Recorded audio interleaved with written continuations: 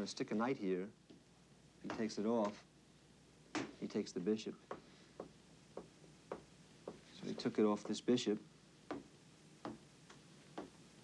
And he's threatening this pawn. I don't think he took this right away, because he played here first. And now he took the bishop. Bobby Fischer is one of the greatest, perhaps the greatest chess player in the world. And now he took the rook. Bobby Fischer, United States, world title contender. Now Black surprised him with this one.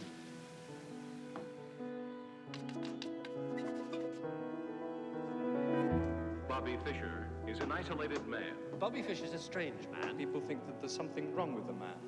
And then the king moves, takes the queen. The great Bobby Fischer is here tonight. Like a child, not a champion. His social life is a vacuum. The most arrogant man you're ever likely to meet. If he takes it back, it gets checked. Looking for Bobby Fischer. Whatever happened to Bobby Fischer? Reclusive. Threatening this pawn, and it's a dead-loss game. Bobby Fischer is searching for asylum. It's really Fischer against the world. And here, White resigned.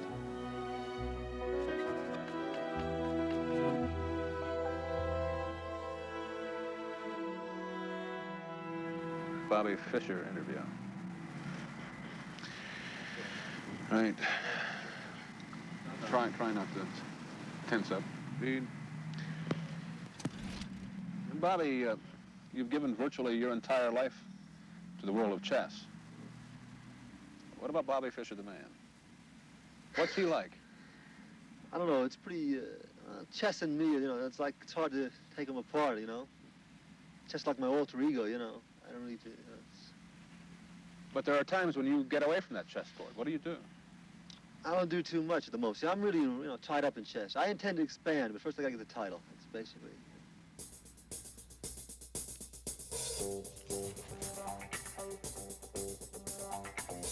Bobby, what does it take to make a good chess player?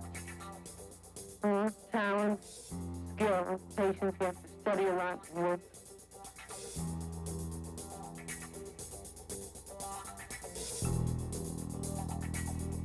What would your ultimate aim be? Well, I'd like to be a world champion and keep it for maybe 20 years or so. 20 years.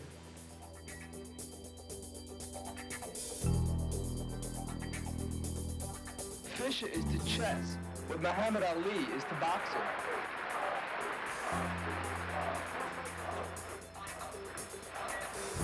Will Fischer beat the Russian? Yes, Fischer will beat the Russian. Do you honestly think that you probably are the world's greatest chess player? Right. Yeah.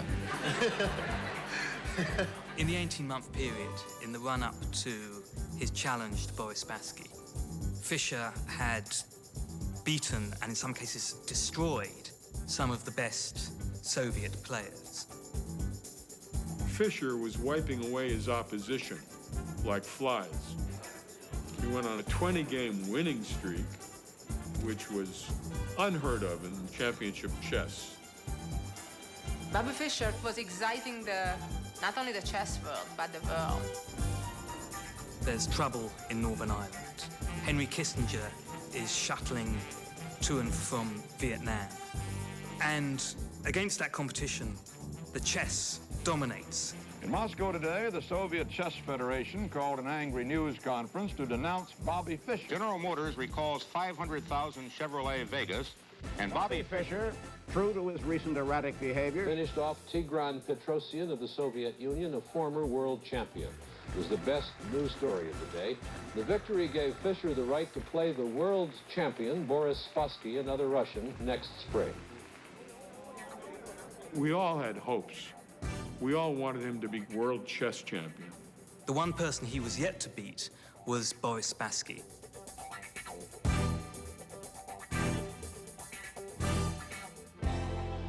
You've said it's your title the Russians are holding. You don't like the Russians. The Russians have cheated at chess. They've tried every way to avoid me, to avoid giving me a chance for a match. And they've slandered my name. And, they're just dead afraid of me. They have been for years. That's the true story. And now you're going to get them? Well, now I'm going to try to get them, yeah. the Soviets had been winning these tournaments, and I thought it would be good for America, for democracy, to have an American winner.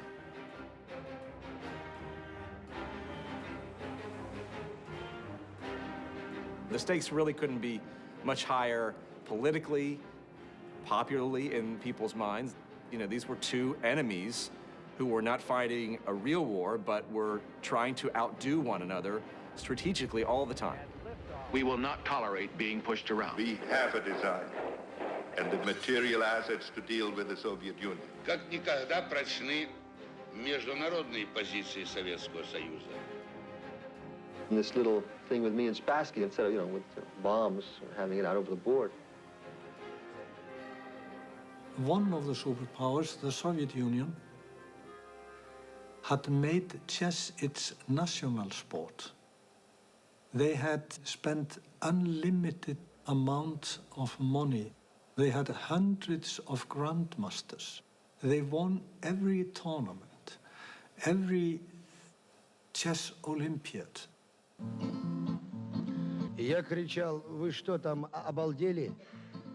Что же вы уронили шахматный престиж? For communist regime, keeping the crown was very important ideologically. This communist state took over chess to use it as proof of intellectual superiority over decadent West. Everybody knew that the crown has to remain in the Soviet Union.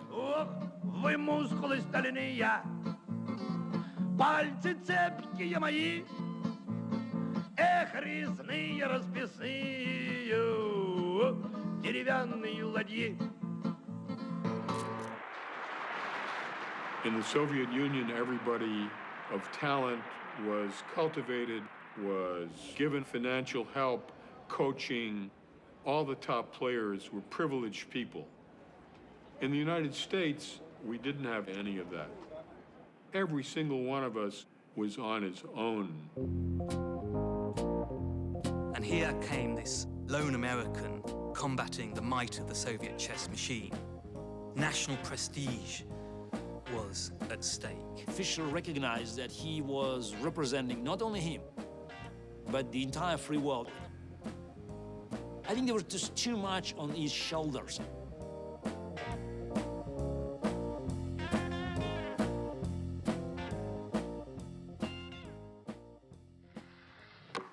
You tell us how old you are and where you're from. I'm 15, I'm from Brooklyn.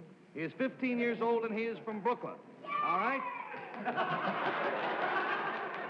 Will you show your headline to camera 3 and to Dick Clark, because we'll make him go to work on you. It says, teenager strategy defeats all comers. This strategy, did it involve finances? No. Did you have any help? No. Did it all by yourself? Did it make people happy? Made me happy.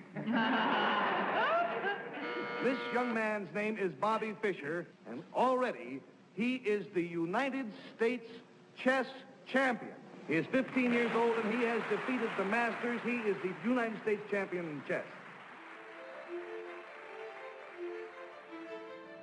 I met Bobby when I was 14 and he was 8 in one of the chess clubs in Manhattan. He was the youngest kid around. He was unassuming. He was well-mannered. He was a nice kid. His mother, Regina, she was a woman who had to work 2 jobs, single mom, supporting 2 children, Bobby and Joan. Regina was really the genius of the family.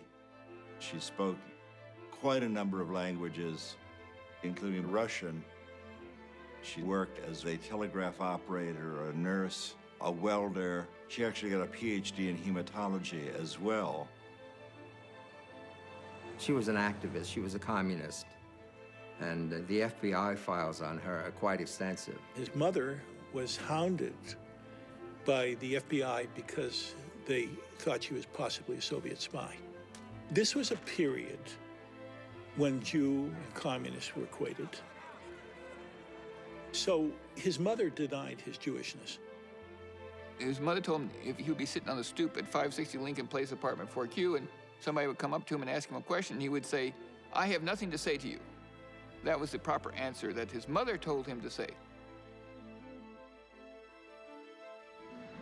You're from Brooklyn originally? Chicago, well, born in Chicago. Moved to Brooklyn when I was about 6. I lived on the coast. Were you playing chess by then? No, I learned in New York, yeah. What age? 6.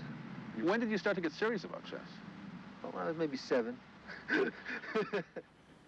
If you can think back to your childhood and all the things you did after school and on the weekends, and imagine just filling all that in with chess study, chess lessons, chess practice, chess competition.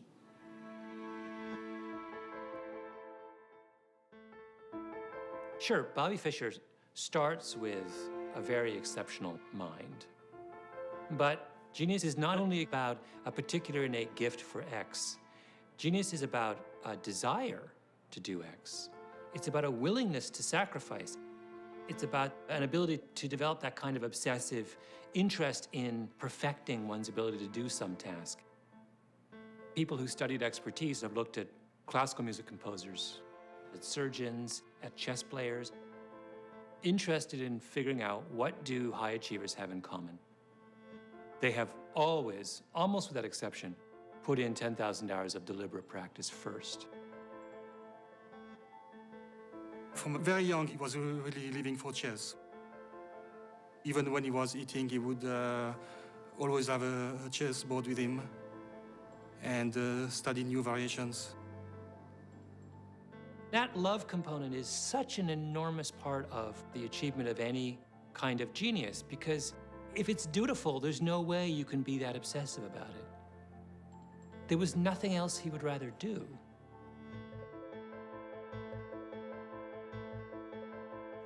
I started playing games with myself. I would make the white moves and the black moves, and he'd just threaten his pawn, play through the whole game, and eventually I would checkmate the other guy. I almost always won. White comes out with a knight. Now he took the bishop. Brown. Then my mother started to get worried that it wasn't healthy to be playing chess by myself all the time. Now black surprised him with this.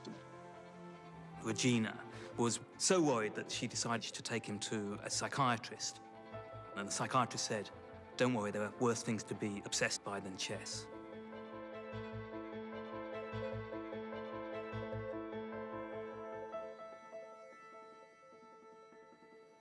Everybody said to him, "What happened?" And he said, "One day I just got good."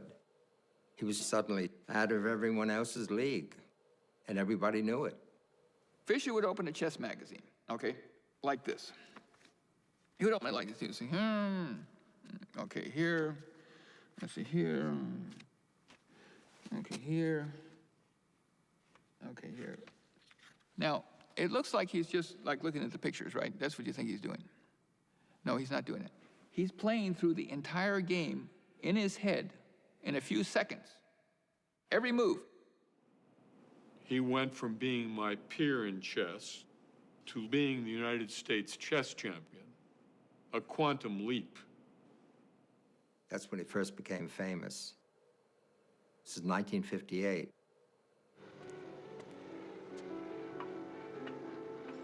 No chess player ever made much money in those days. And my father basically arranged an exhibition tour for him in which he went from city to city playing anywhere from 40 to 80 people at a time. And I don't know how much he got then, maybe $5 a board.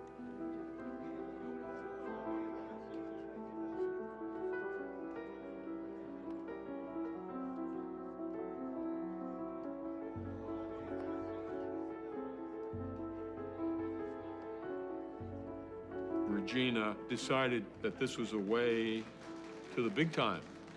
She'd call me up and say, "I want Bobby to go on Channel 2 on Sunday, and he won't do it if I ask him, so I want you to tell him." He just wanted to learn the game, and she really wanted him to get publicity. Fame is definitely a mixed blessing, and almost everybody would admit that at some point in their life they wish they had it. Once it starts, it's fun, and the fun quickly wears off when you want to be alone, private, and public. that's ever possible. But also, it's horrendous on the psyche for the young, because it totally distorts their world. He had all these people around who really wanted a piece of him, if they only wanted to be in his glow. And people have all kinds of motives, not always in his favor. They're trying to make money out of him. They're trying to be associated with him. They're talking behind his back, you know. He couldn't stand any of that. Particularly, he couldn't stand the press because he was such an individual. He was an ideal object for caricature.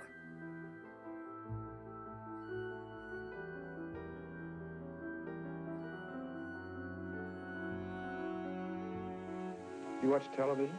No, not much. Very rarely. Why? I don't know. I read that you get little radiation from it. I don't know. I've talked with a few scientist friends of mine. They say you do. It's a fact. You do get a little, but they don't think it's dangerous. What kind of magazines do you like? Well, my favorite magazine is Confidential. I read that all the time. Why do you like that? They've got a lot of inside stories on things like water pollution. It's pretty interesting. I like read up on that. A lot of things that the government is concealing, you know. Fischer looked at the world his own way. I mean, Bobby was not socialized the way the rest of us were. Every idea he had virtually had to come through his own thinking. In these days, he was unusual, but he hadn't gone off the deep end yet.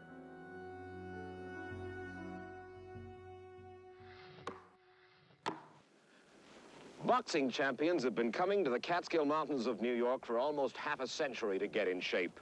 But does a chess champion need to train physically? Take a look behind that window into the training headquarters of Bobby Fischer. Championship chess is a physically exhausting game. More than just a test of mind and will, it is a contest of physical endurance, too. Bobby is 29, and he lives virtually a monastic life. He lives alone, always in hotel rooms that seem barely larger than chessboards. A lot of the time, he won't even answer his telephone. The television set is his window on the world. Exercise is part of it. I'm a world-class Olympic-level coach. I'm also a world champion in the bench press, and I've trained a lot of celebrities, but no one can match the fabulous Bobby Fischer. He was interested in the human body, how it performed, and how it could be more productive. He said, I want you to work on my grip. See this dynamometer? I want to squeeze this thing all the way to the end. I said, the world's strongest man has not squeezed 100 kilograms. He said, I'll squeeze 105. I said, why? When I shake that little Russian's hand, I want him to feel it. I started him off with a little swimming, racquetball, which we were quite good at, a little weight training. And I said, repeat this after me. I'm a winner. I'm a champion. I'm not a loser. And he says, why'd you put the loser thing in there? You know I'm a champion. Bobby is probably the most interesting person I've ever photographed. There he is, there's Bobby. And he said he to hold my breath like this, and it's, you know, it was good for his training. He was in training for Spassky. He asked me, what other jobs do? I told him I've just finished one on the New York Jets. Jets? They thought that was marvelous. They thought he wanted to hear all about it, how they train. And he said, you know, I've got to train like that as well.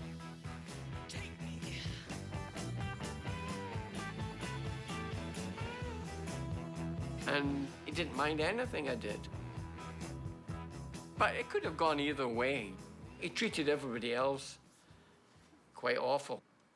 Bobby Fischer is a stubborn young man. Sometimes he fights for principle, more often just for himself. He'll refuse to play a match because his special terms aren't met.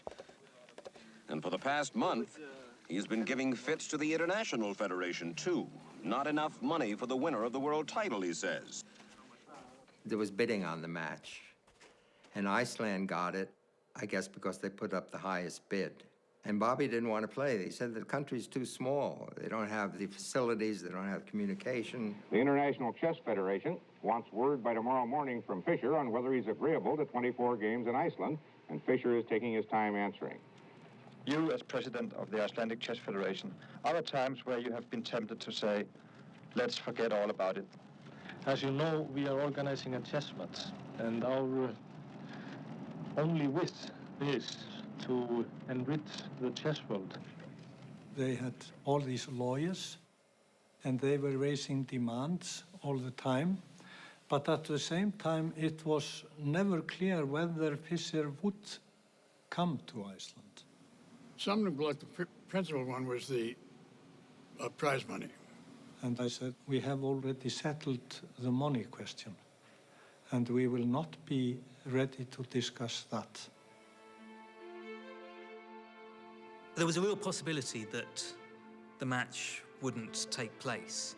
One has to remember with Fischer that he dropped out of tournaments before. This was no bluff necessarily. He's going, he's not going. And then he told me he was going.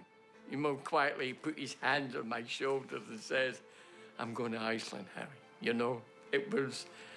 So, and the next thing I would read in the paper would be, he's not going. Just the insanity of the situation. I mean, get that contract done. But Bobby wouldn't sign it. And then Bobby disappeared.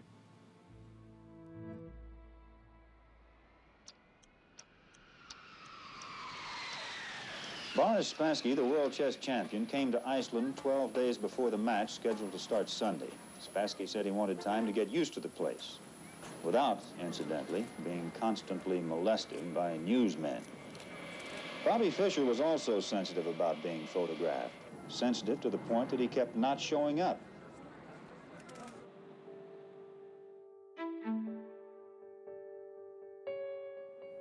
He was sitting in Pasadena, California, and my job, my personal mission, was to get Bobby to go to Iceland and play the World Championship match. But I didn't see any activity. I didn't see any plane ticket. I said, Bobby, I have to go to New York. My dad is sick. Let's travel together. You'll be that much closer to Iceland. He said, yeah, I think that's a good idea, travel with a friend. Yeah, okay. I was getting him closer to where he had to go. We took him to Kennedy Airport. We were headed for the Icelandic Airlines counter. Somehow, a Daily News photographer spied him, and Bobby started running. He wasn't just running, he was sprinting. I turned around, and I stopped, and I put my hands up. I didn't say anything. And Bobby kept running right out of the airport to the curbside limousine and got in and left the airport. Where to? Nobody knew. It was only 3 days before the scheduled start of the match. Chess history was in the balance. I said, you could stay at my parents' home in Douglaston, Long Island.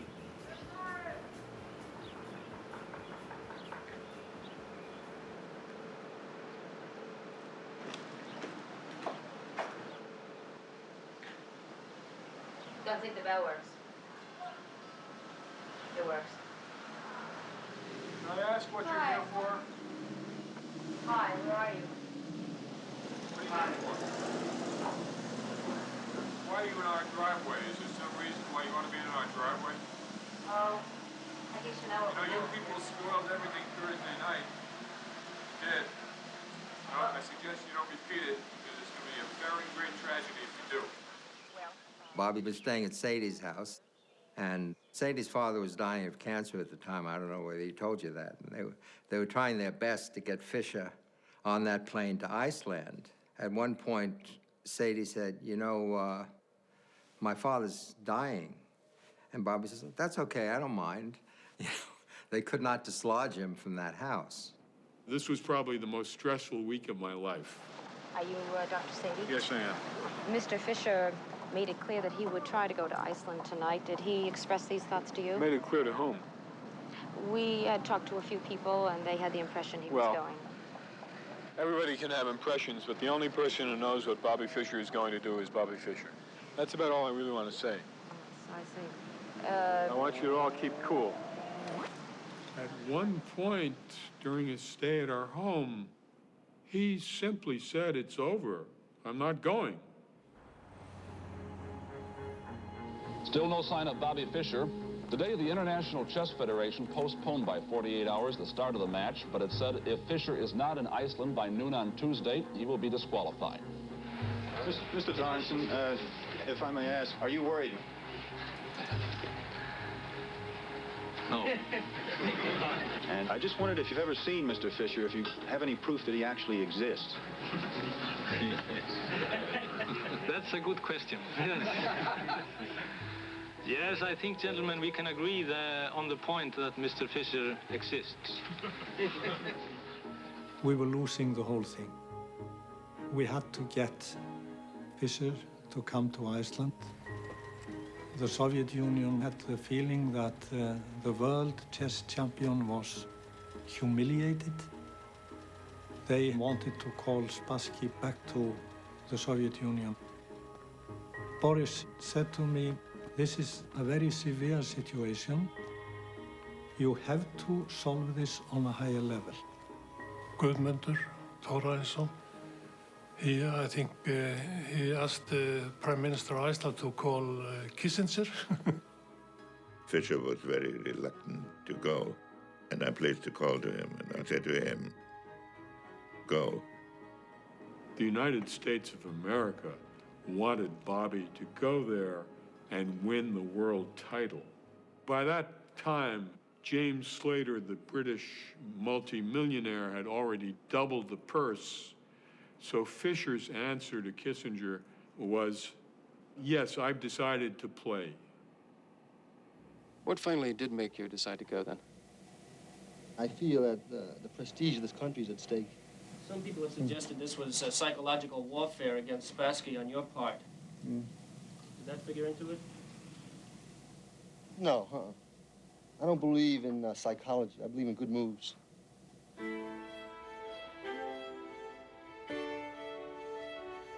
Bobby Fischer left New York for Iceland. And what a scene that was on the morning of July the 4th. Nothing like this has ever happened in Iceland before. You try to describe the impact on the citizens here of Reykjavik. It's probably about the same as if the promoters of the next Joe Frazier-Muhammad Ali prize fight decided to stage their international extravaganza in Butte, Montana. One observer said the chess match was turning into the biggest thing to hit Iceland since Eric the Red. Though some people were still mad at Fischer, others approved of his holdout for more money. Well, he was fighting for all the chess players of the whole world, I think. He's tedious, he's arrogant, he's inconsiderate. Basically, people think that there's something wrong with the man. We wanted to receive him as a king. But Bobby saw all the crowd coming against him. So he just rushed down the ramp to the first car in the convoy.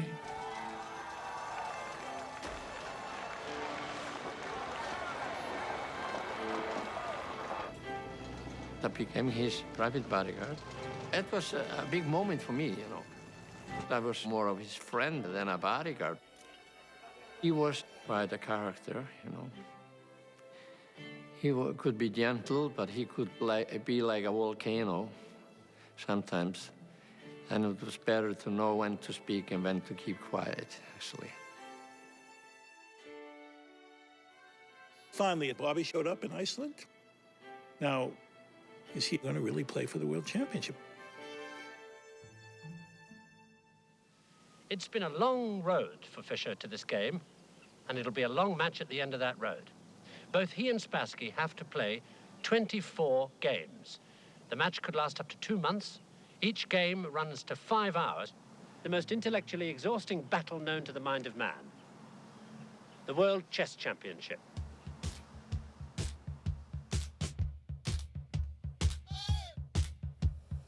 We had the Icelandic government, the Icelandic president, the ambassador of the Soviet Union, the ambassador of the United States, and many foreign guests.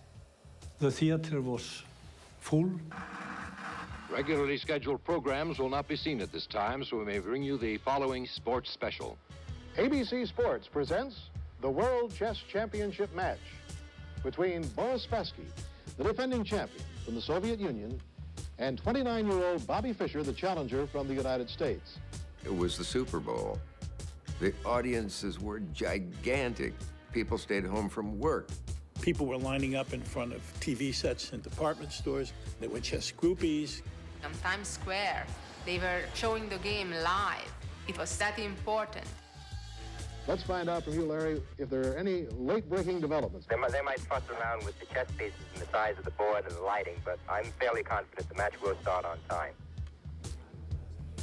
Boris Spassky, the world chess champion, was there with all his assistants. But Fischer was not here. The clock has now been started. It was officially 5 o'clock in Reykjavik. Spassky is obviously anxious about the whereabouts of Mr. Fischer. Bobby was nowhere to be seen. And all of us despaired. If Fischer doesn't show up by the time 1 hour has elapsed, he forfeits the game automatically. Oh, there he goes now. He's just played one pawn to queen 4. You saw Spassky make his move, then he touched his clock, which turns his clock off, but turns his opponent's clock on. So Fischer's time is now ticking.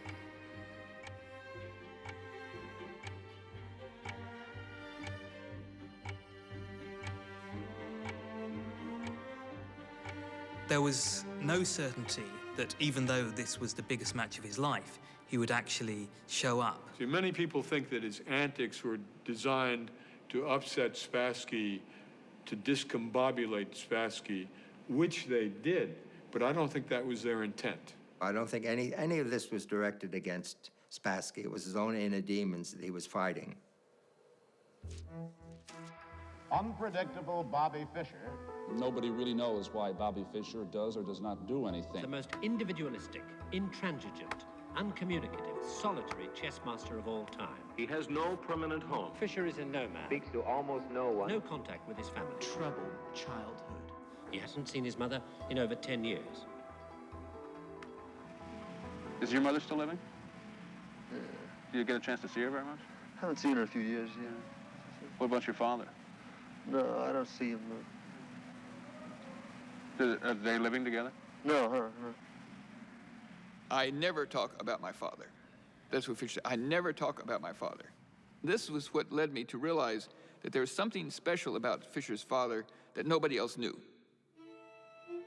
Regina Fischer has a 900-page FBI file, and one of the things it reveals is that Bobby Fischer's father was not Gerhard Fischer, as had been supposed and as the family had allowed to be known.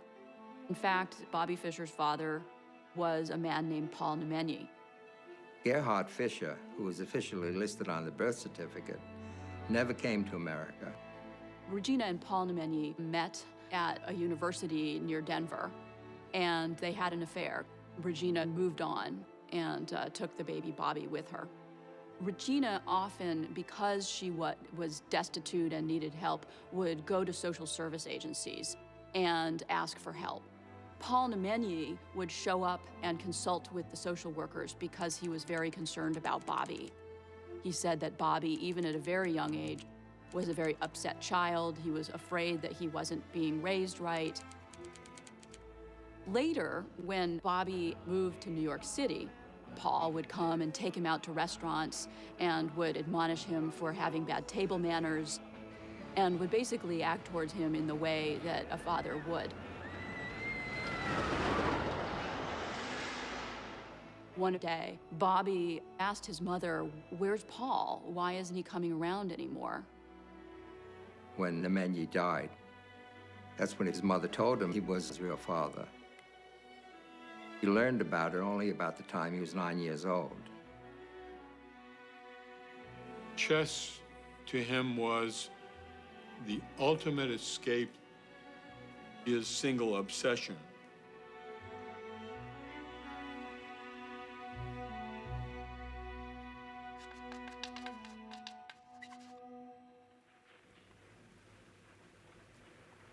Well, Spassky is waiting. Right, and waiting and wondering whether Bobby will show or not show. And there's absolutely dead silence in the hall. Spassky is pacing, he's nervous, and... Wait, here comes Fischer, coming on the stage saying that he was caught in traffic. And I think Spassky was visibly relieved. And also perhaps pained. It didn't look like this match would happen, but finally it happened.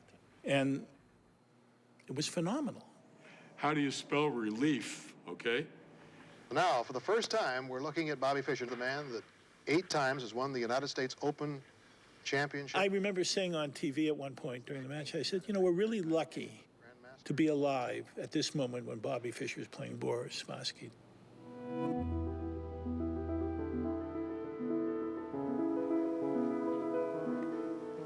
There's his first move, 1 knight to king bishop 3. Very non-committal. Now watch, see Fischer turn around here? Yeah. He's checking to see that camera location. And now he goes over to protest those cameras being there. There's Lothar Schmidt in the background. Bobby said, "I feel disturbed. I cannot have that, please."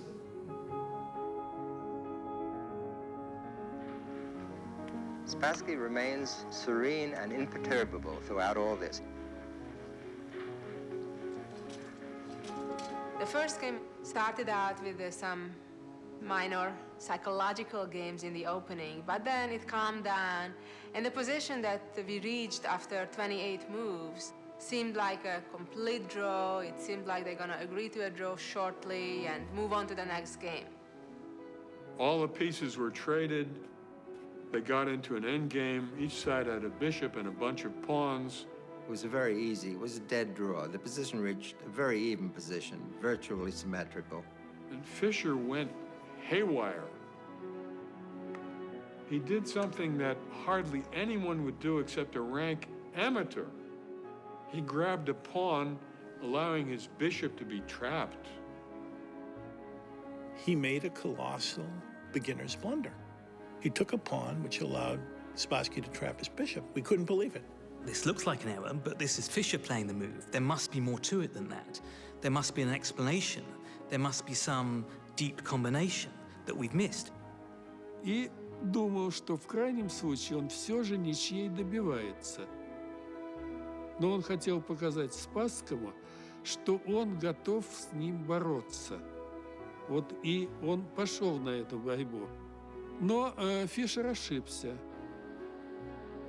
Bobby saw 6 moves ahead here. When he made the move, he just didn't see 7 moves ahead. White can interpolate a move. He can play bishop to queen, too. Notice that cuts off the escape square. And then all that White has to do on the next move is play king to knight 2, and the bishop is lost. That was the shot heard around the world. It was inexplicable. I still don't know how that happened. Spassky won the first game.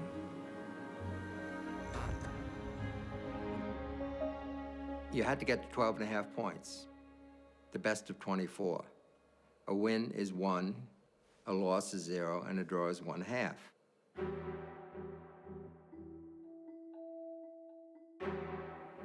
He had an agreement that the cameras be quiet, and Bobby said they aren't quiet, and they disturb me.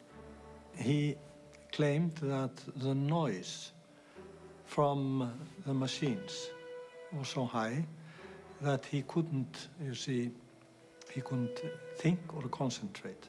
I believe that, by the way. I think that he had hyperacusis, a medical condition characterized by excessive sensitivity to noise. Fischer said he would boycott the match until hidden movie cameras are removed from the playing hall. The promoters said the entire financial structure of the match depends on recording and exhibiting the play.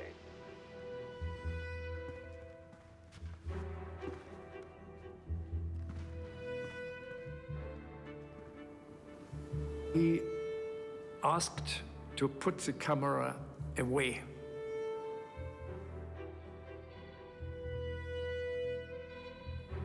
He wanted me to clear the cameras out of the hall. And I said no.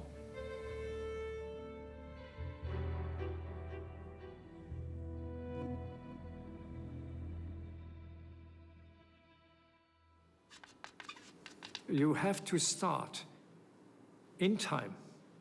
If a player is not present, you have, as an arbiter, press his clock.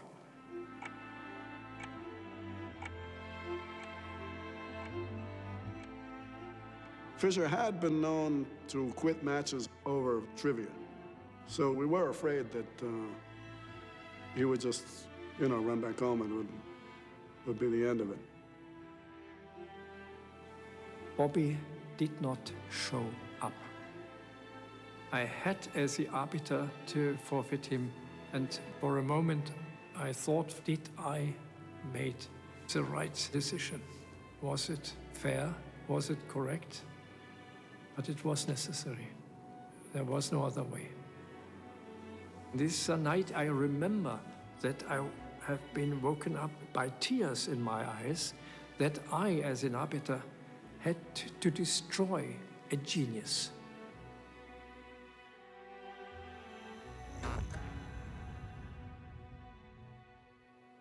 He was now trailing 2-0. It's very hard to make that up in a 24-game match. Half the world thought that's it. The match is over, he'll never come back. Why would he even bother trying, to come back from such a difficult situation?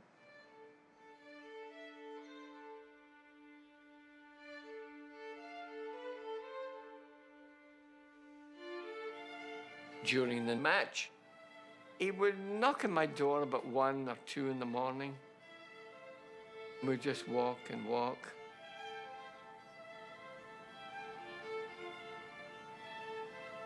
And we would sit and look at the animals.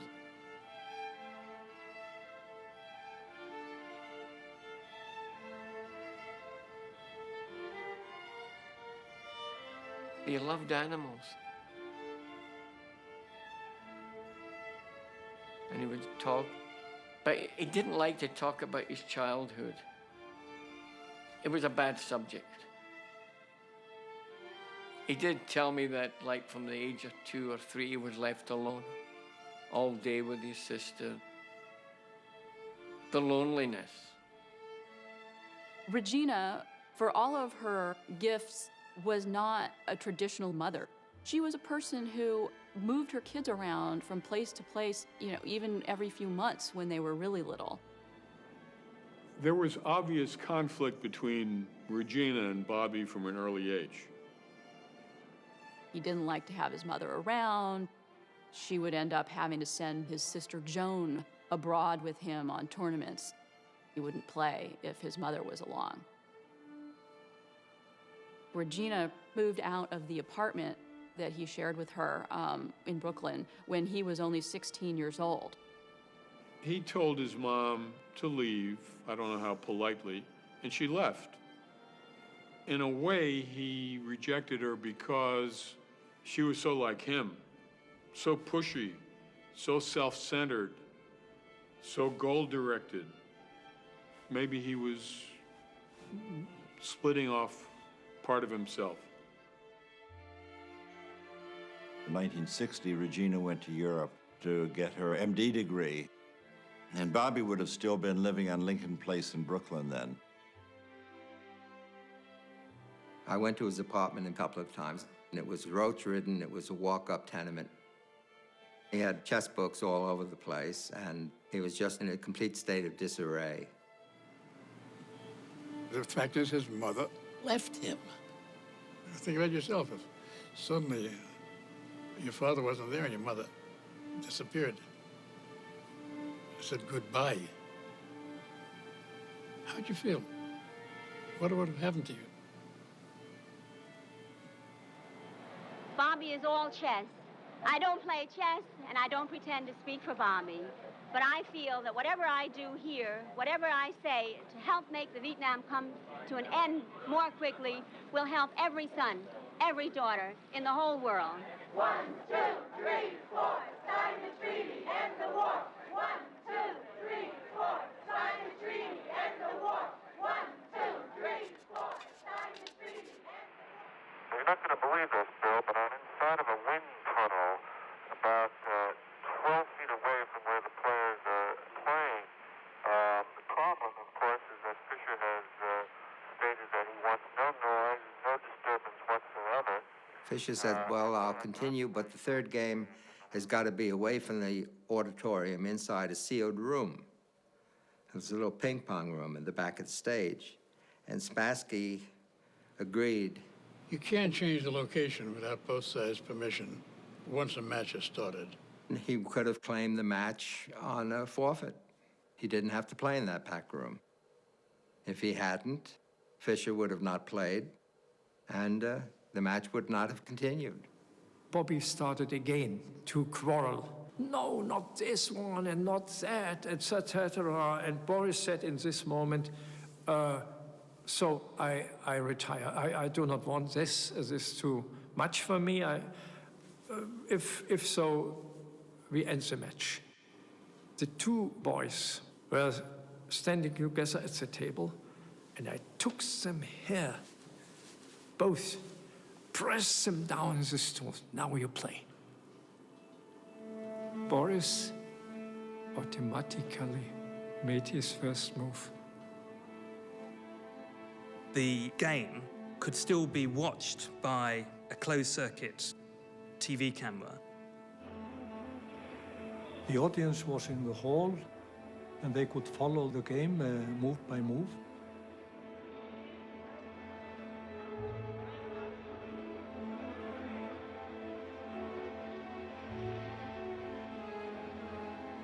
In Game 3, Bobby played an opening, a defense he had never played before, the Benoni, which means son of sorrow.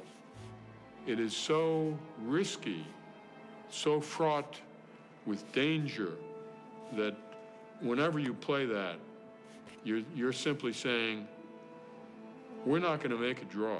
This is win or lose. This is a fight to the death. Bobby moved his knight to the edge of the board. There's a saying in chess, Ein Springer am Rand bringt Kummer und Schand. A knight on the side I will not abide. It was against principle.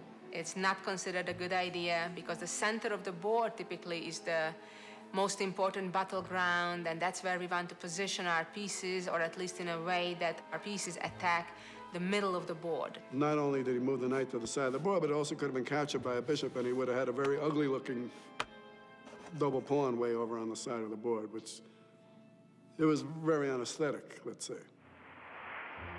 So you see Spassky is literally sitting on the edge of his chair. Fischer seems a little more relaxed than Spassky, but Spassky is very tense. More tense than you've seen him? Yes. I think he feels that he may be He may be what? maybe losing the game. I see. Spassky obviously hadn't spent that much time studying this kind of position because the idea was relatively rare. So that put already Spassky in a difficult psychological position. Spassky did not find the best continuation and was consistently outplayed until Fischer won his first game of his life against Spassky. He was on the scoreboard.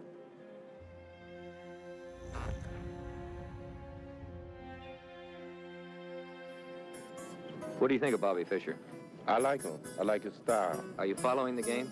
Yes, I am. American chess players are behind Bobby 100%, and they're all anxious to see him get in there and win the championship.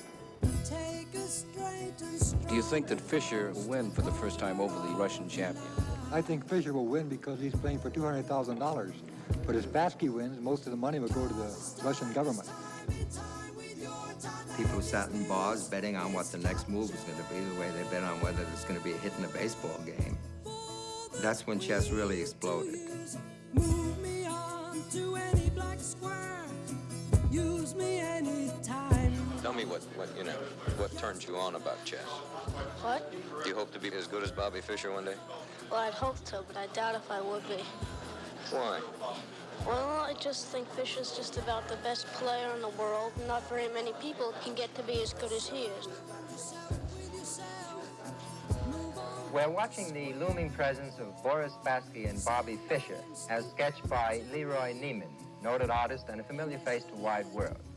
Leroy is here with me at the Wide World studio in New York, and he's going to be sharing some of his artistic impressions with us in just a minute.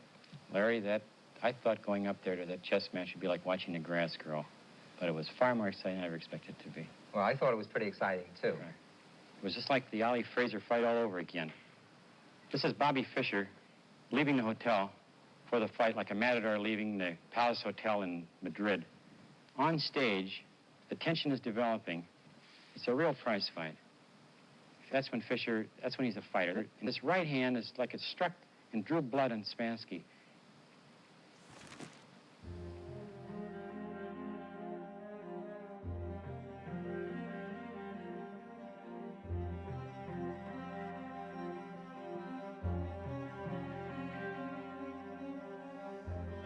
The score was even. 2.5, 2.5. Spassky was not himself. All these shenanigans had affected him adversely. He was not playing his true game. Полный разгром, фиаско. Почему Спасский был, в какой-то степени упрям? Потому что, когда встречаются двое, я повторяю, нет, и когда кто-то что-то уступает, нету вакуума психологического. Если ты уступил, то это место занял другой. Вот так произошло в третьей партии. К нам поступила, наверное, масса писем, и в письмах говорилось прямо: следите за Фишером, он вот то-то, то-то, то-то делает. They believed that the chairs had been wired and the lighting fixture to destabilize Boris's concentration. That's when Boris cracked. Spassky complained that there was some radiation which was affecting him. During the match, I felt myself quite unusually, like before. So that was a reason to be for myself. I'm not a suspicious man, to become suspicious. There might be something in the chair. There might be something on the surface of the chair. There might be something in the light.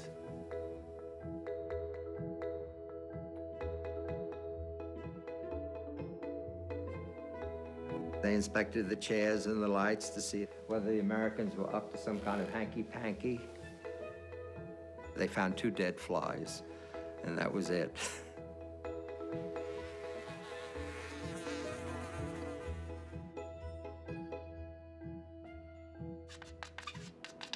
Game 6 is very celebrated. It is probably the most reprinted game of the entire match. It was like a symphony of placid beauty. Right on the first move, Bobby Fischer came up with a major surprise to the entire world. He almost always starts the game with moving the pawn in front of his king 2 pawns up with e4. Что он был очень постоянен. Ел манную кашу и яйцо в смятку и чашку кофе, то он продолжал это в течение многих лет. То он из турнира в турнир продолжал это играть. And in this game, everybody's shocked. He started with the English opening by playing c4. Spassky's preparation was out the window. I'm sure he prepared for many things, but not this. Fischer did not play his usual game. He played a different kind of game, a placid, positional, slowly building up game where he deprived Spassky of mobility, pushed him back where his pieces could not do anything. It was just a beautiful game. I don't know what more can be said about it. It's just a model of precision. It was such a beautiful game that when the crowd applauded at the end of the game, Spassky himself stood up and applauded Fischer. On his way back to the hotel, Fischer said, "Did you see what Spassky did?" He said, "That's a sportsman. He's a real sportsman."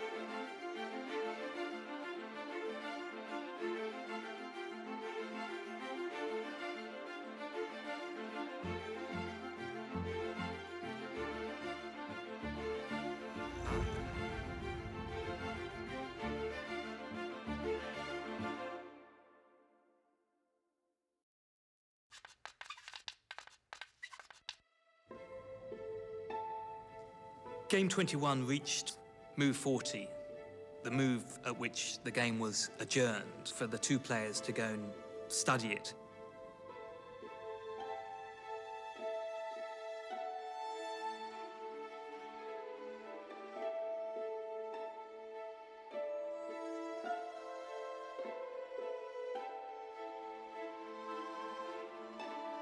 This is NBC Nightly News, Friday, September 1st. Good evening. We'll have more on the developments in the Watergate bugging case.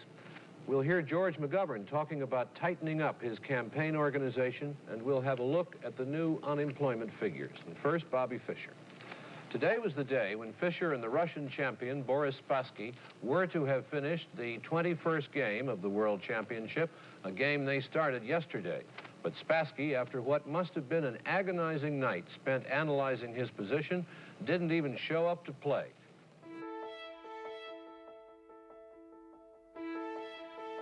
I was going to photograph Spassky in the morning.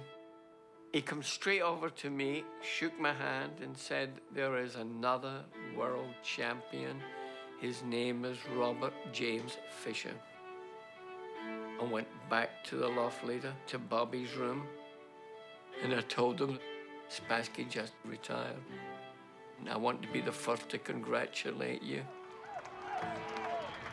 Congratulations. How you feel, babe? Well, tell us how you feel about it. You said you were going to do it. Listen, will you talk to us, Bobby? Bobby, roll the window down. Bobby wanted to get away because they were banging on the door and all that, just to beat it out into the hills. Someone brings up the New York Post, and it says, "Bobby is the champ."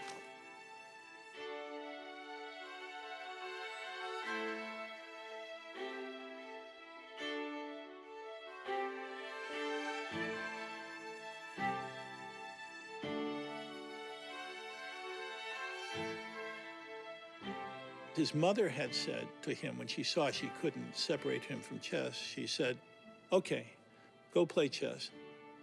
When that's over, you can start your life. You can do something important." NBC News correspondent Dick Schaap was in Iceland today, and here's what Fischer said. How does it feel now? You have the world championship. You're the best in the world at what you've devoted your life to. How does that feel inside? Feels pretty good, yeah. I mean, my goal now is to play a lot more chess. I feel I haven't played enough chess.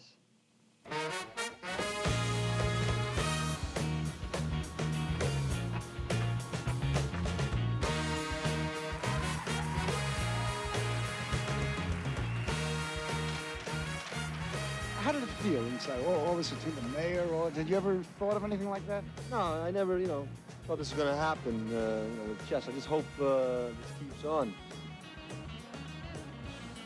I just had a premonition that something awful was going to happen to him. I didn't know what it would be, but I didn't feel good about it. One of Fischer's problems was that after the match, he was supposedly better known by the population of the world than anyone except for Jesus Christ. And he was a guy who treasured his privacy. He had a problem.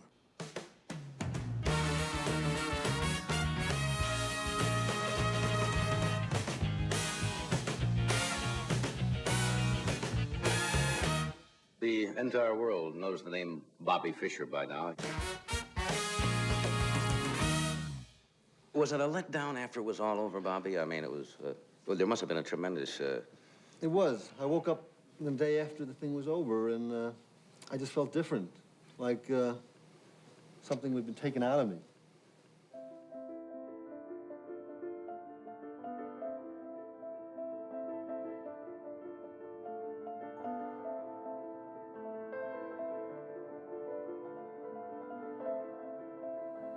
He didn't really, after he won, know what he wanted to do with his life.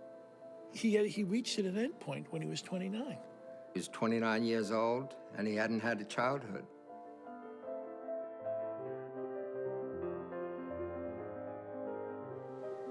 Well, is it not true that the chess masters are always young men, and that they don't last?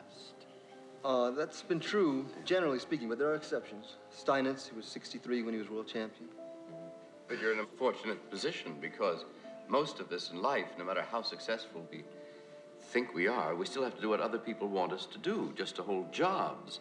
But you don't have to hold a job, or you're on your own. It's a unique position. That's right. You can't say, well, if Fischer won't come, we'll get some other chess genius who's the best in the world. Bobby Fischer, the world champion chess player, has until midnight tonight to decide whether to abide by the international rules of chess or give up his title. If Fischer defaults, the title would go to the challenger, Soviet Grandmaster Anatoly Karpov.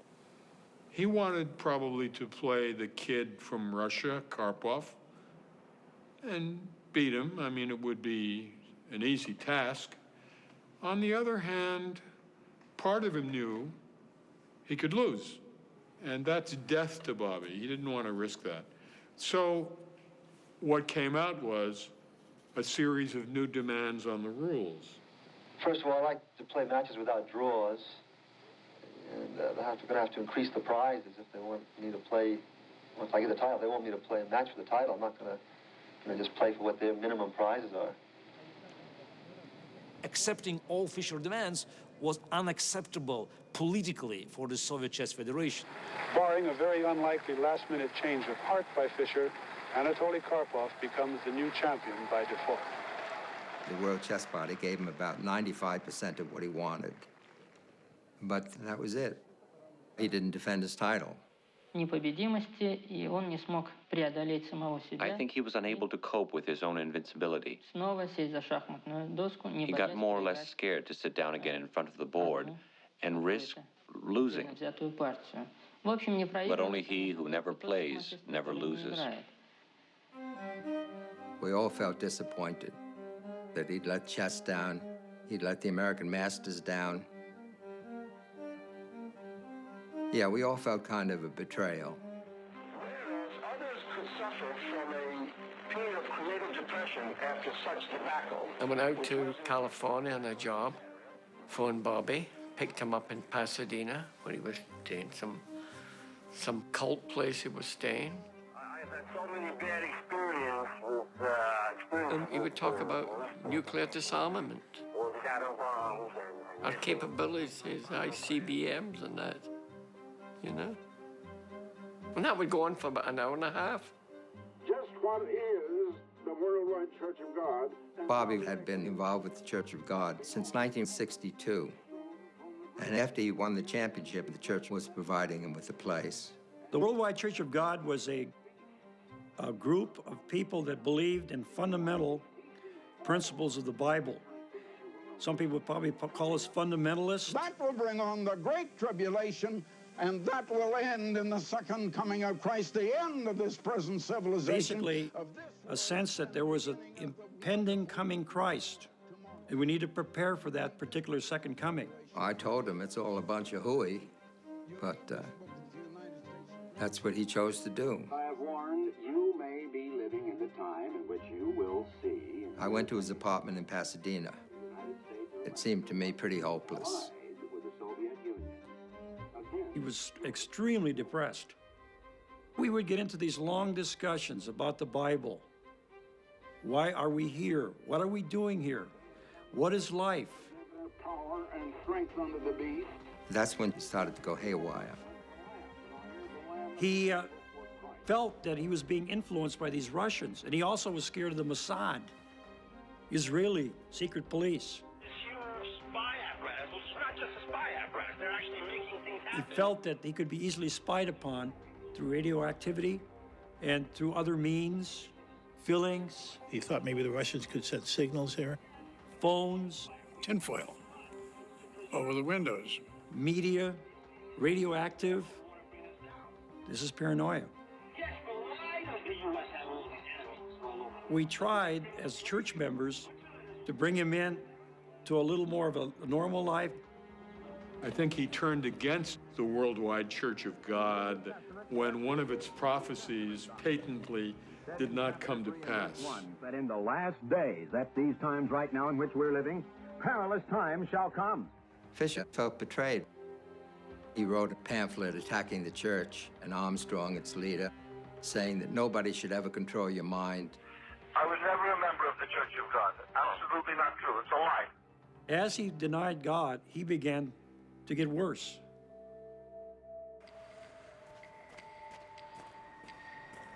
He started to go astray.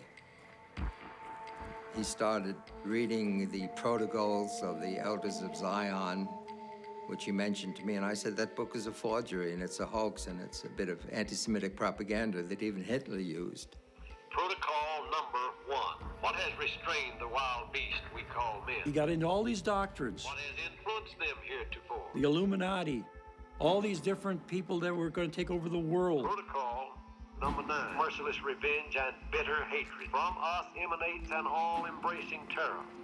We began to see less of Bobby because we didn't want to expose our children to the famous uncle who's become fulminating anti-Semite. Hitler said in Mein Kampf that the Jews are not the victims, but they're the victimizers. We could be having dinner and he would suddenly start thinking about the Jews did this and the Jews did that, and in our house it was just unacceptable. They're actually making things happen and causing revolutions and killing people all over the world. We start mixing fish with humans and anything's possible. His mother was Jewish. His real father was Jewish. It's complete madness. The question is, how could a Jewish kid become an anti-Semite? Paranoid psychosis.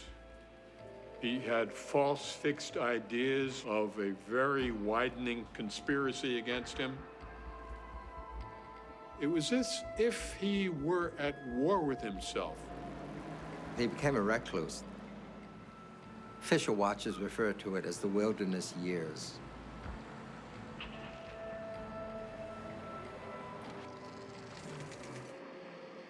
Where's Bobby these days? Oh, Bobby's at home. We're in New York.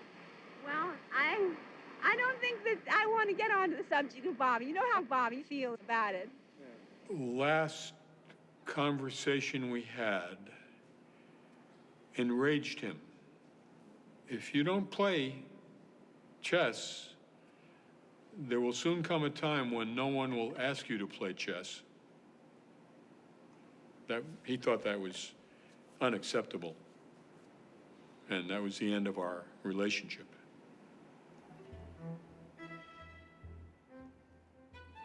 If you look throughout history, there have been a disproportionate number of extremely talented chess players who've also had serious psychological issues. You are putting yourself in a world that is infinite. It's abstract. You are, in essence, reshaping your mind. If you understand that in the first move of a chess game, each player has 20 possible moves. If you multiply 20 by 20, that means there are 400 different possible chess positions after the first move. The tree becomes with a lot of branches, you know, that you start with one move, and on that one move there are several options. Then all of a sudden it becomes a jungle. The number of all positions that theoretically can occur in the game of chess is something like 10 with 45 zeros. It's like the number of atoms in the solar system. You're trying to anticipate what your opponent might do, and you don't know what he might do, so you're thinking of all the different possibilities. A good chess player is paranoid on the board, but then if you take that paranoia to real life, it doesn't play so well. You end up seeing your real world according to the confines of chess. There were some that came to a sad end. I mean, we like to think that chess didn't cause that, but maybe it didn't.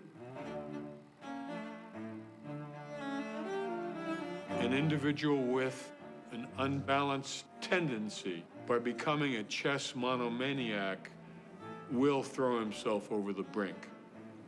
Yeah, we have some examples where people of exceptional abilities were infected by this mental illness. Victor Korchnoi claimed to have played a match with a dead man. He even provided the moves. Rubinstein. Rubinstein jumped out the window because the fly was after him. Wilhelm Steinitz. Steinitz was in an institution. Steinitz in late life thought he was playing chess by wireless with God Almighty, and had the better of God Almighty. Carlos Torre took all his clothes off on a bus. And the probably greatest name, the greatest impact on the game of chess in the 19th century belonged to an American player, Paul Morphy. Unfortunately, there's some resemblance with Fischer. Paul Morphy was an American player who stunned the world with his chess play. And then at age 26, he wandered the streets aimlessly, he muttered to himself, he became a paranoid schizophrenic. His tour in Europe in 1858, 1859 was one of the most unforgettable events in the history of chess. And then Morphy stopped playing chess. There are many similarities between Morphy and Fischer. People are always going to equate their names together. They both gave up the game at the height of their powers. And disappeared into a world of neurosis, of psychosis.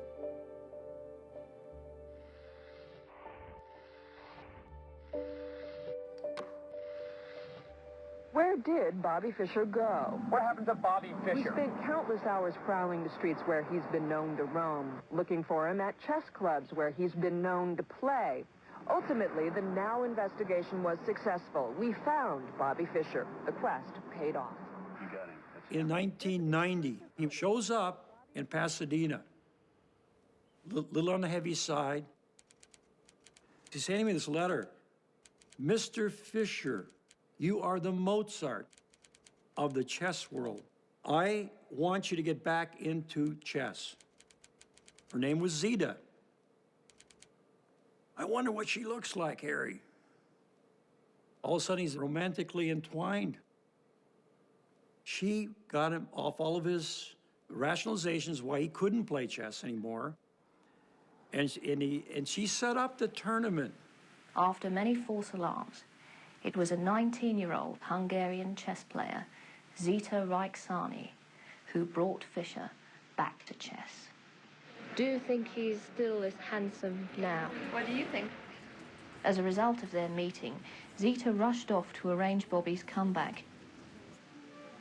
The chess world was shaken today with news that an old legend lives, apparently ready to risk himself in public again. Headlines around the world announced he'd signed a contract to play a rematch with his old Russian rival from Iceland, Boris Spassky. I was in the chess world. Everybody's waiting for him to play for 20 years. I mean, month after month, year after year, there are these stories. He's negotiating this. You know, someone's trying to raise this for him. He wouldn't play. Finally, he plays. He was playing in Yugoslavia against Spassky. It was trumpeted as a return World Championship match. This is a typical question from Mr. Roger Cohen of the New York Times. If you beat Spassky, would you go on to challenge Kasparov for the World Championship? Can he read what it says behind here?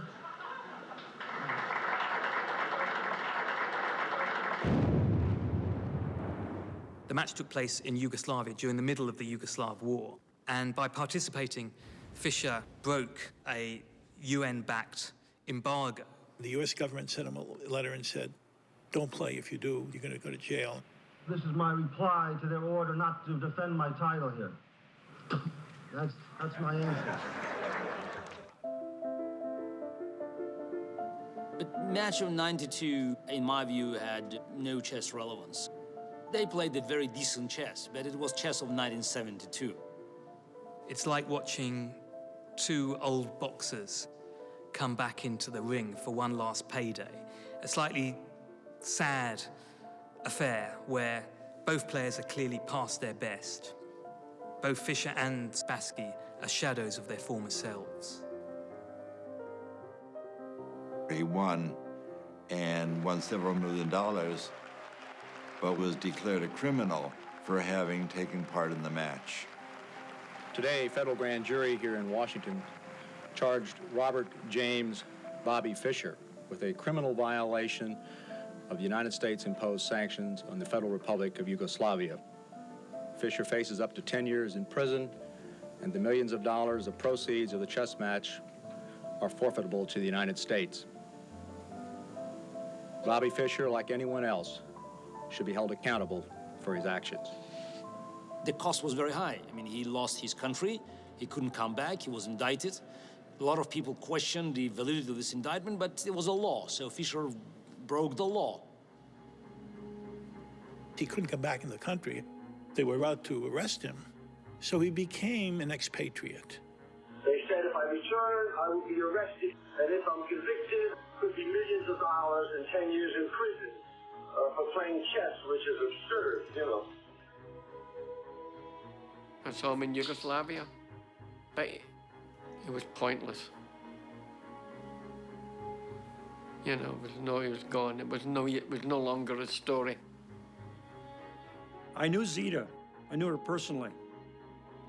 And she was a nice girl, but who knows what he did there.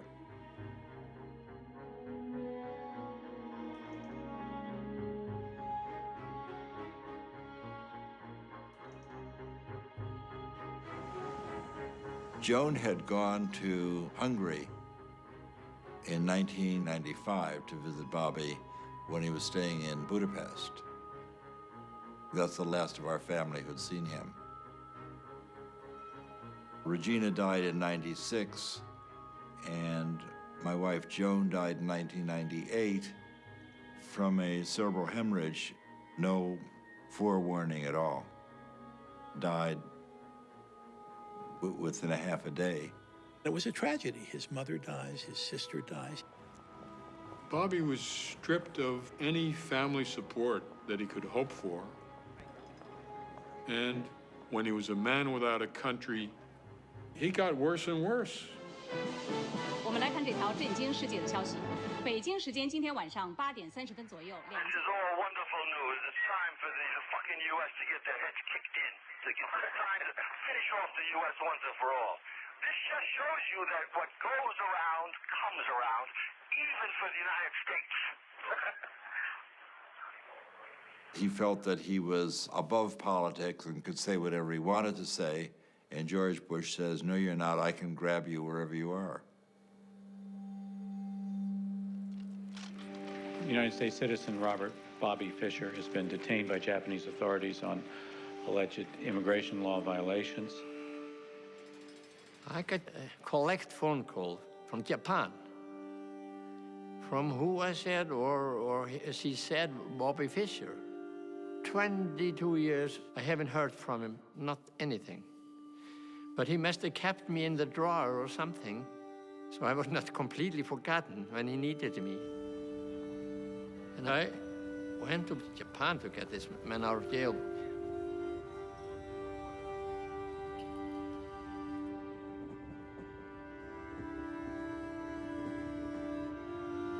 When I saw him there, that was on his birthday. He asked me if I could help him out, you know. I said, I will see what I can do.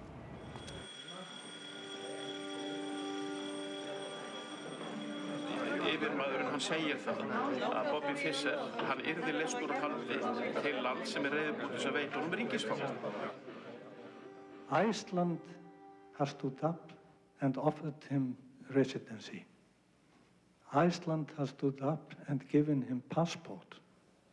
At the end, we, this small nation of 300,000 people, intervened and went against the United States and Japan, the two strongest economies in the world, and got him to Iceland.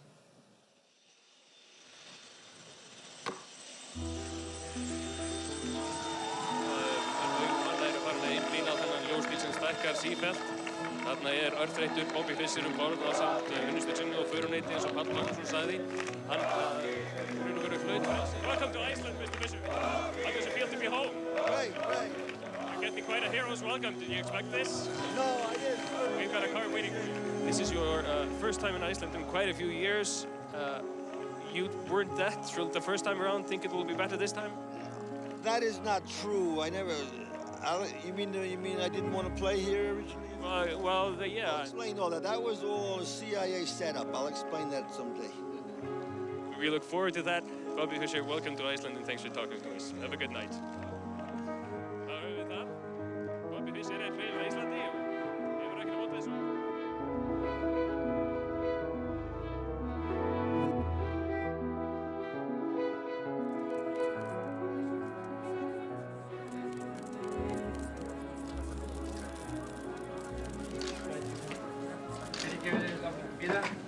Sorry for keeping you waiting. How does it feel to be a free person? Oh, it feels great. You got a wonderful country, wonderful fresh air, very fine people, excellent food, plenty of room. What's next, Bobby? I still want to do a book showing how the 1984-85 Karpov-Kasparov match was prearranged, move by move. They're all saying, oh, Fischer didn't write the book he said he was going to write. Yeah, but they don't say that they stole all my file on it. They don't say they stole several big moving boxes full of books that took me years to accumulate. What is your name? Jeremy. Jeremy what? Schaap. Your father was Dick Schaap, you were telling me last night? Yes, exactly. Yeah, I knew him, yeah. He rapped me very hard. He said, I don't have a sane bone in my body. I didn't forget that. His father, many, many years ago, befriended me. Took me out to see, I don't remember what. Knicks games. Knicks games, and you were 12. Acted kind of like a father figure. And then later, like a typical Jewish snake, he had the most vicious things to say about me. I have to object, Bob. Okay. Did you read the article where he said I don't have a sane bone in my body? Honestly, I'm not sure if I read it, but I know that he said it. Yeah. And honestly, I don't know that you've done much here today, really, to disprove anything he said.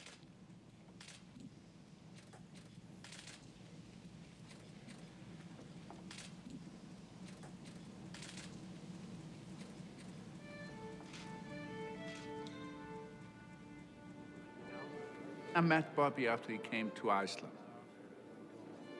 His existence was a very lonely one. He gradually In Iceland, like everywhere else, he alienated people with his behavior. I had one huge safe. We just walked around the pond downtown Reykjavik, and we talked, and we had coffee together, and then I met him a few times when I ran into him on restaurants, etc. The U.S. didn't give a damn what their opinions were anymore. Their role was over. Now the bomb belonged to the government. Do you understand? This is. And they were shocked. They didn't believe it. Listen to me. If we are going to have a fucking conversation, polite, yeah, then this cannot be a monologue. He could not tear himself from the topic of the evil nature of the Jews and the evil nature of the United States or the evil nature of nuclear power. He talked about this relentlessly, and you really couldn't pull him out of that discussion. It was not just that he was talking about this. It was also the obsessive, compulsive nature of the discussion, the relentless nature of it. You don't see how fucked up the world is. That's a form of insanity. The last time I ran into him, I turned him away from my table because I had gotten enough of him. Most of us think within relatively narrow boundaries, but occasional individuals manage to get outside of the box. Those are the people who make new discoveries. Those are the creative people. But occasionally, it is difficult to get back into the box. And the king moves, takes the queen. His genius. Gonna stick a knight here. And his illness are joined at the hip. And now I took the rook. I don't think that Bobby could have been as creative, as extraordinary, without being extraordinary in other aspects. And that aspect we call a disease. So the whole game's collapsing here, it's we resigned. I don't consider myself to be a genius at chess. I consider myself more to be a genius who just happens to play chess. You understand? So I could be doing I could have done and I can do any number of other things, you know? You know, I always wanted to write some songs. I was telling Evans, Larry Evans, this was back in the 60s, I remember. I said, you know, I listened to all these songs and I wish I could write that, but I try to write something, I try to think of something, and I just, nothing comes out. And he says, yeah, because you haven't lived. He says, and I started thinking about it, he's right. My test library, all my other regular library, all my personal correspondence, all my chess sets, all kind of stuff, everything is stolen, everything, all my test library. He died from a psychiatric illness. He did not want to accept treatment for benign prostatic hypertrophy. He refused dialysis, I understand. Probably could have prolonged his life if he'd taken it. I was able to get him a photograph of Regina and Joan to have with him, which is what he had with him in the hospital when he died. Reportedly, Fischer's last words were, "Nothing is so healing as the human touch."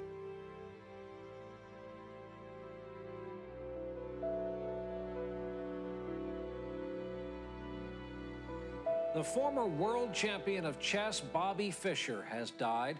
His career reached its height during matches with his nemesis, Boris Spassky, back in 1972. American chess superstar Bobby Fischer has just died. Former world chess champion Bobby Fischer has died. Considered by many as the greatest chess player of all time. Bobby Fischer dead at the age of 64.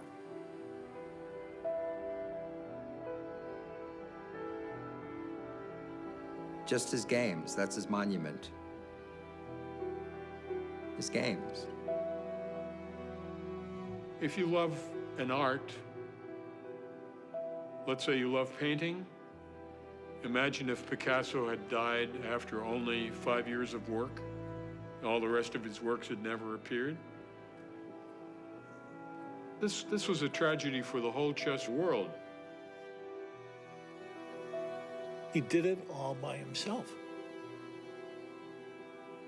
He penetrated the secrets of chess in this shabby Brooklyn apartment. He was the best player who ever lived. Bobby Fischer, sound roll 3. Right.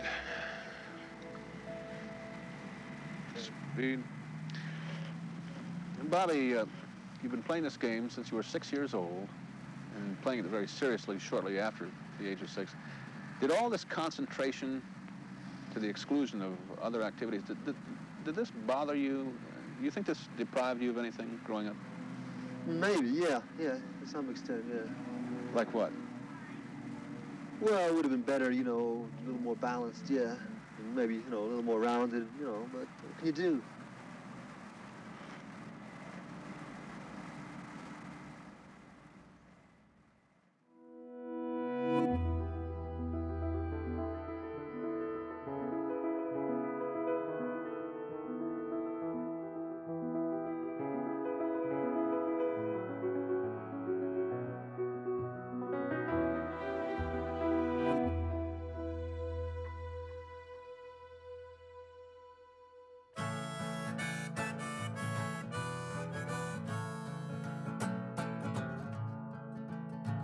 We're in New York City, summer sweat, and the boys are rolling their cigarettes.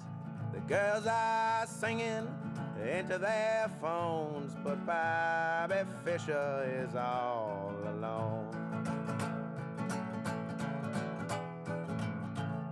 The parks are buzzing with the birds and the bees. Friends are hugging in 2s and 3s. Lovers are kissing and exchanging their rings, but Bobby Fischer's playing 18 Kings. They're screaming and crying at the YMCA. Bobby, Bobby, why'd you go away? His mother is whispering wide and low. Bobby, Bobby, where did you go?